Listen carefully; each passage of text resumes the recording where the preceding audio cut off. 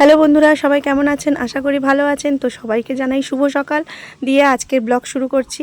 আসলে কদিন আমি অ্যাক্টিভ থাকতে পারিনি, ফোনের সঙ্গে কোনো যোগাযোগ আমার ছিল না, কারণ এত গলাটা খারাপ হয়ে গিয়েছিল, গলার অবস্থাটা এতই খারাপ পর্যায়ে চলে গিয়েছিল যে একদমই কথা বলতে পারছিলাম না।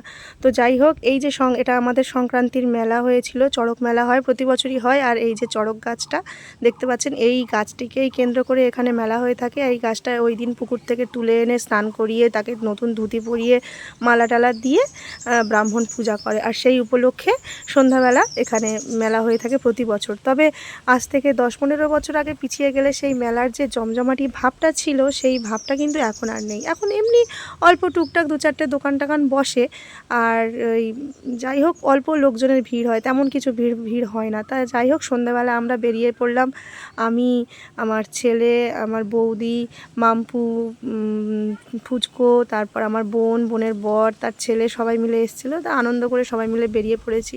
একটু কিছু মেলাতে খাওয়া দাওয়া তো করতে হবে। তো যাই হোক, ছেলের থেকে নিয়ে আমি একটু খেয়ে নিয়েছি, কারণ আমি বেশি কিছু খাই না বাইরে।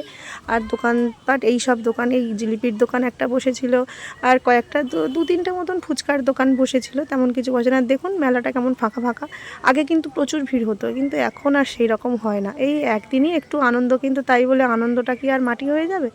তো যাই হোক, মেলায় তো খানিকক্ষণ ঘুরে নিলাম।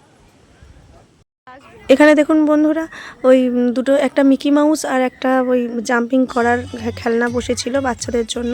প্রতি বছর প্রায় সময় নাগরদোলা বসে, কিন্তু এবছর বসেনি, ওটা ওই দুটো জিনিস বসেছে।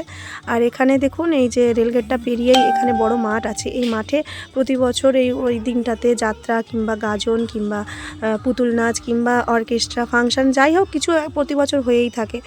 আর এবছর বাচ্চাদের কিছু ফাংশান হচ্ছিল, তো খানিকক্ষণ সেখানে দাঁড়িয়েছিলাম। দাঁড়িয়ে থেকে একটুখানি দেখলাম, কারণ এখন বাড়িতে বাচ্চা টাচ্চা রয়েছে, তাই জন্য বেশি আর দাঁড়াতে পারলাম না। তা বাড়ি চলে এসেছি। আর আসার পথে একটা এই যে পছন্দ হয়েছে, দেখুন একটা লোকনাথ ঠাকুর।